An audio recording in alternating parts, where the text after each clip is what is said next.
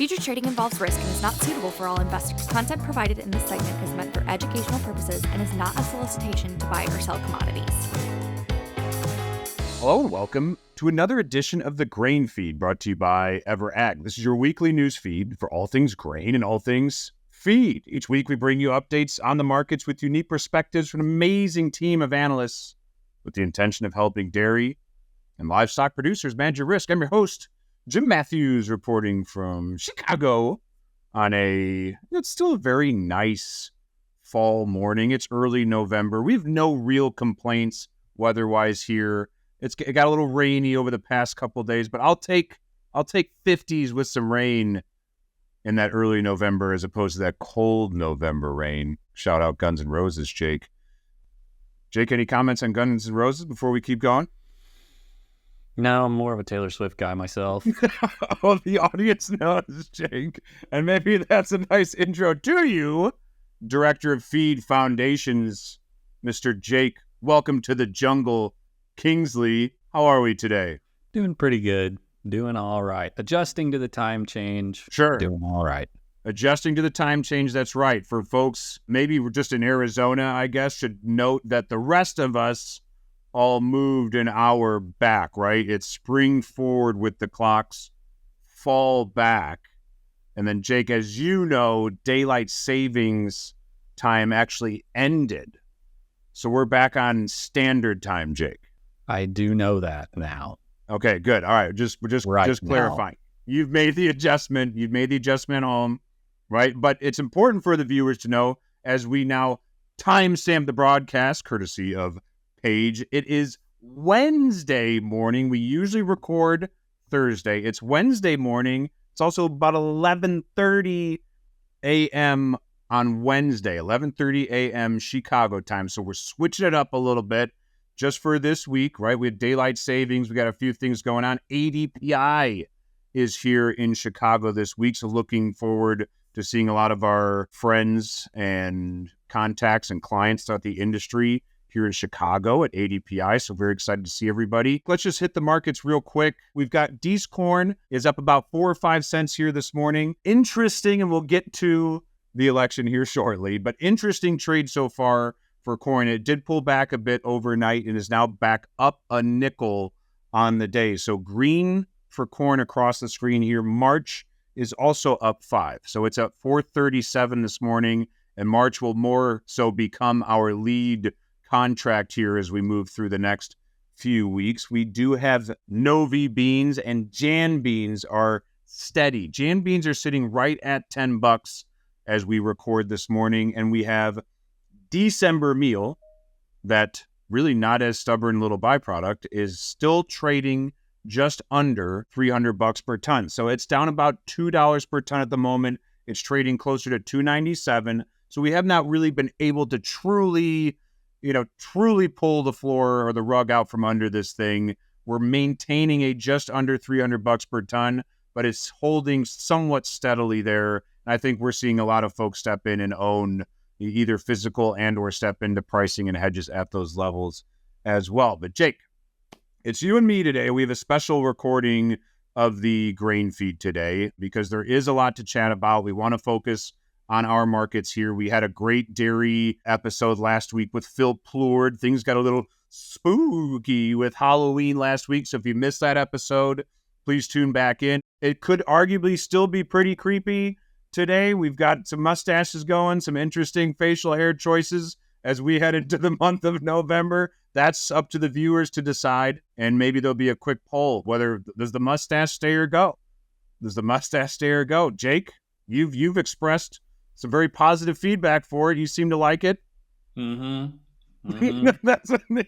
nice. So, Jake, let's address the elephant in the room, right? And I don't mean that for the Republican symbol, right, of the elephant itself, but let's talk about the actual election. Decisive victory as we record here on Wednesday morning for President Trump, and the Senate appears to have Republican control as well as we move into January. At least as we record, it feels like the House is not totally locked up yet. So maybe still waiting on some final decisions and counts from various congressional districts. But let's talk about what we know. It does feel that President Trump is returning to the White House in January. The Republicans will control the Senate. What does that mean for the grain and feed markets? I think we've been deliberating a lot over the past few weeks, Jake. What will this mean for our clients? Even taking a step back to what we had this summer, a lot of political instability here in the United States. We had President Biden ultimately did pull out of the race. It felt like the momentum was all in President Trump's favor at that time.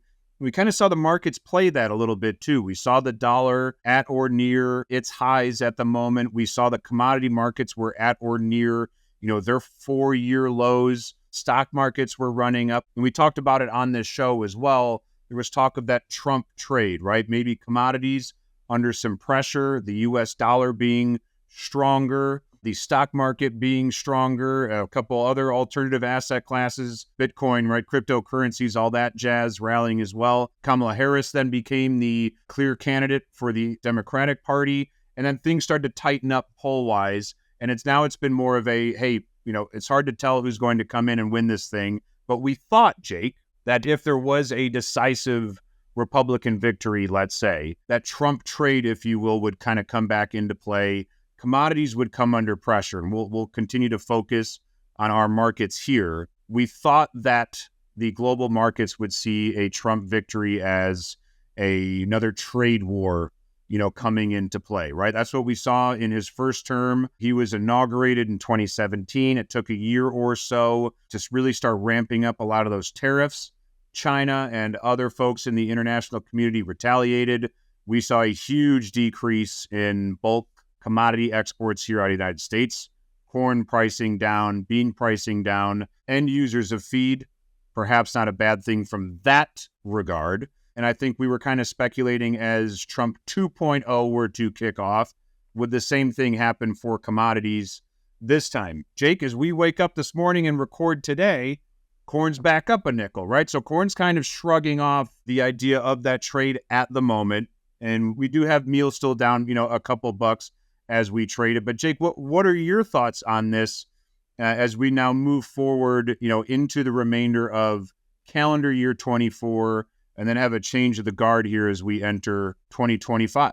I think potentially what we expected to play out in this scenario probably is playing out. We saw stocks just on a tear higher this morning. I think that aligns with what we've been calling the Trump trade here, surely. We can still anticipate tariffs coming into play and having a bearish effect on commodities, and still expect there to be, some kind of pops in the market higher here for the next handful of weeks or couple of months, because at the end of the day, a nickel higher in corn is 1% increase in price, and a 1% increase over the lows is still a pretty darn good bargain if you got to own this stuff to feed your animals, feed your people, versus getting into January and having tariffs starting to come into place and increasing price by 20, 30, 40%, whatever that number is. And we're still at the mercy of South American weather too. So I would not be surprised to see some very steady bargain buying continue down here near the lows, at least up until, a couple of weeks ahead of Inauguration Day, because who knows how quick they start to throw these tariffs down once they get in there. But I think my understanding of it is that the tariff rates are applied at time of entry or exit from U.S. ports, right? So as long as they're buying it and getting it on a boat before those tariffs are in place, they avoid them. And then they could still continue to buy. And then if tariffs do get implemented, you come in and you cancel if you've got confident South American crop. But again, South American weather is very much at play here. They were very dry going into their planting window. They've started to catch some excellent rains now and relieving some of that drought stress. They're still a little drier than normal for this time of year as far as like soil moisture and that sort of thing is concerned. And they've got a long growing season in front of them. So you get into some sort of catastrophic weather situation down there where they're not producing a crop. We still are the primary source of these grain and feed markets until they prove that they've got the inventories to satisfy demand down there. So I think both can be true. See a Trump trade in certain markets and continued purchasing and demand for our products here from global buyers until we have definitive tariffs in place or a confirmed crop in South America. Yeah, and I think, Jake, your point too of bringing up where tariffs are actually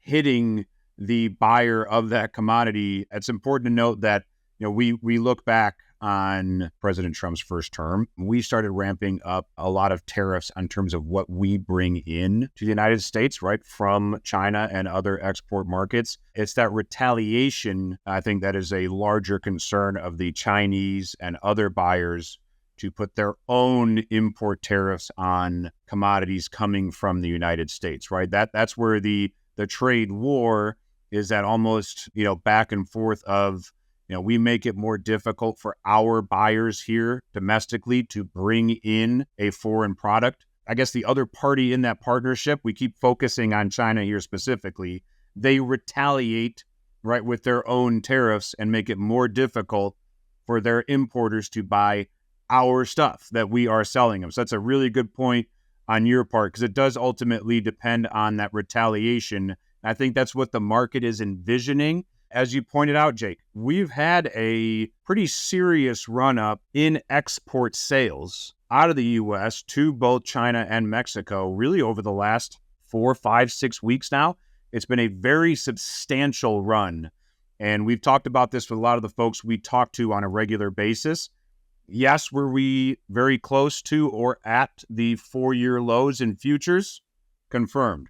But also there was this hedging mentality of, like you noted, Jake, let's get ahead of this thing. If I am a foreign buyer of U.S. corn and U.S. beans, and I'm anticipating a potential Trump victory and what would be trade war 2.0, if you will, I should probably start buying all this stuff right now before the U.S. government begins to ramp up tariffs in 2025, and my own government, where I reside, retaliates with their own tariffs as well. So we're seeing a lot of that. We're wondering here if the current shrug off of the Trump trade is maybe in that anticipation of buyers are going to continue to come in and ramp up while they can. Ultimately, though, it feels like the Chinese have done a decent job on their part to become more dependent on other nations or independent of the United States. And you already brought it up, Jake, that the South American trade, they are now big buyers of Brazilian corn. They never used to be, but the Chinese are now. And that's why we focus when we're on these calls and on this show of that second corn crop, that safrinha crop in Brazil. That's the big exported corn market to China. And again, that's only within the last few years now. And that's a result of the previous Trump presidency. So it gives us a lot to talk about, but a lot that we also then have to manage our risk. And when we see us at or near these 4-year lows, we're telling our dairies, we're telling our feeders, hey, listen, we should probably step in and own some of this now while we can. I think we've been very diligent about doing so. And then using risk management at the exchange to either play some offense on existing positions or defense on what we want to leave open for the time being as we move into, the winter and spring. Jake, what are you seeing on the cash side of this thing, the basis side of this thing? We're less than 24 hours into election results, so we can't really dictate what basis is going to do today because of this. But how do you foresee this impacting the cash markets on your side as we move forward? So I think first take a look back at what we were expecting basis values to do at harvest and then where they've landed here now that harvest is wrapping up. So we were anticipating with such a sizable crop to see a breakdown in basis values. And we saw that in the Midwest, in the heart of the production areas. Corn basis dropped off, bean basis dropped off. We've had very attractive cash prices in the heart of the growing regions from both basis and futures for a while now. As of Monday, we were very near the end of harvest. Percent harvested on corn and beans were less than 15% of both. So in the home stretch there, bin doors are being locked up for the season, and we're starting to see basis numbers creep a little bit higher, especially in places where ethanol or river markets continue to put a little bit of a premium, and even rail markets put a little bit of premium into that to keep things flowing, keep their pipelines full. Not a tremendous race higher in basis by any means, but it's perked up. We did not see an overwhelming decline in basis in some of these rail markets, particularly in the West, where we had been saying, be patient, see if we can catch a break there because we've got this big crop coming. It's going to have to go somewhere. Those markets declined to a small degree, but not as big as we thought they would. Maybe there's still a chance for that to happen after the first of the year or in March, April as planting gets going. But we saw something kind of unusual for the Midwest, where these places that typically load up on grain and then the rest of it gets shipped down the pipeline started putting ground piles out. You don't see that a lot in the Midwest because they've got plenty of bin space, and you put it on the ground and you take on the assumption that you're going to lose some shrink and some spoilage from putting it on wet ground or getting snow or some kind of weather ripping up the tarps that cover this stuff. Well, this year the carries are big enough, at least in corn, that they put a lot of grain on the ground.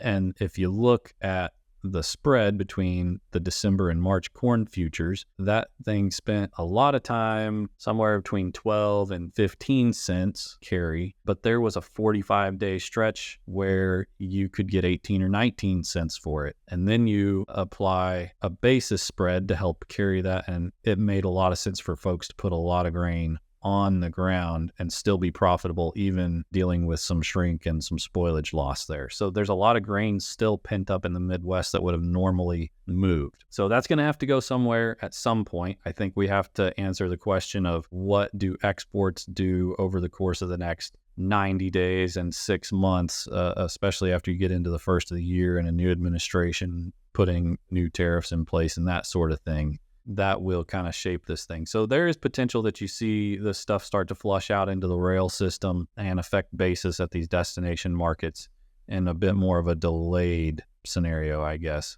But at the end of the day, basis numbers are still okay. And if you can step in and own the futures close to the $4 mark as we had been, that's a fair place to step in. And then, like you said, try to play offense with some sort of an option strategy or something like that if we really see corn futures start to fall out of bed. And I think you can start to look at a very similar strategy in protein, though I would argue cash protein prices for the whole calendar strip out through next summer and into next fall have been more attractive. Soybean meal was there for a long time for a lot of folks. Canola has now started to settle into that same sort of arena to where you could probably buy the physical stuff and then wait for a market opportunity to come in and play some offense on that sort of thing. Yeah, we have to focus on what the South Americans are doing for sure, right? And you mentioned how long of a growing season they still have to play out. But it is significant where we have, folks that we work with on our grain foundations team managing the risk for our row crop producers. I mean, they are sending us pictures almost daily of what you've pointed out there, Jake, of these ground piles. That was a lot of the dialogue coming into this harvest was, hey, the U.S. farmer is still sitting on a pretty decent chunk of last year's crop. What is that going to mean for a record yield coming out of this crop, which is projected now to be the second largest crop ever, right? So to see those ground piles across the, central northern areas of the Midwest as we are, entering late fall and ultimately winter, it is kind of it's not completely unusual, but it's just not a common sight of the last, few years where balance sheets have been a bit tighter, storage space has been a bit more available. So we've been here before, but it's been a minute since we've seen it. The one other item, I think in terms of, reverting back to potential politics for a minute, we focus a lot on the export market and how it impacts global trade and our balance sheet from that perspective. The domestic policies that could ultimately change. And I think for our markets, we focus on what it'll do to the renewable fuels programs, the green initiatives. A lot of our dialogue on protein has been, the U.S. soybean crusher continues to expand capacity. These blenders and refiners continue to expand because we are assuming there will continue to be incentives to blend soybean oil and other vegetable oils either into diesel and create biodiesel or to ultimately create renewable diesel fuel. And I think that's kind of now up in the air of, hey, what will 2025 look like for some of those initiatives? Part of the reason we've seen meal under so much pressure longer term is because so much meal will be available as we continue to crush record amounts of soybeans to fulfill some of these green initiatives. So if the Republicans do ultimately control the House, the Senate, and White House, do those initiatives stick around? Or do we have to make up for the fact that maybe the export market decreases, quite rapidly, and we still need at least a domestic buyer of our U.S. products, right? We can try and assume what's going to happen, but I think it's very difficult at this stage. But bringing it back towards nearer term, we have a Fed rate cut most likely announced tomorrow on Thursday of 25 basis points. So affecting our on-farm operating lines, but as well as maybe, does the U.S. dollar sustain the rally that we've experienced in the 24 hours after the election? And then, Jake, we also have WASI on Friday. And I think there's a psychological element of the corn balance sheet in particular. Are we going to maintain a right at or very close to 2 billion bushels on our corn ending stocks? We've seen the run up in exports lately. Does the USDA go ahead and raise exports? Or do they start to try and forecast what we've been talking about on a potential trade battle? But the numbers we're going to see Friday are before this election. So we're going to assume maybe exports tick up. There's a chance they mess with yield a little bit. So do you maintain a 2 billion bushel balance sheet? Does it grow or decline, right, as we then move into December, January, et cetera? So holy smokes, there's a lot to talk about, Jake. Excellent work today. Thank you very much for this very nice one-on-one discussion. I hope you enjoyed it as much as I did, Jake. I did. It was a pleasure. Wow, that's very nice. I think I believe you. We'd also like to thank Corey and the EVRAG Insights crew for their support. Thank you to Paige for production magic. And thank you to the viewers for watching the Grain Feed. Contact information is on the screen. We greatly appreciate your feedback. That's all for today. We'll see you next time on the Grain Feed.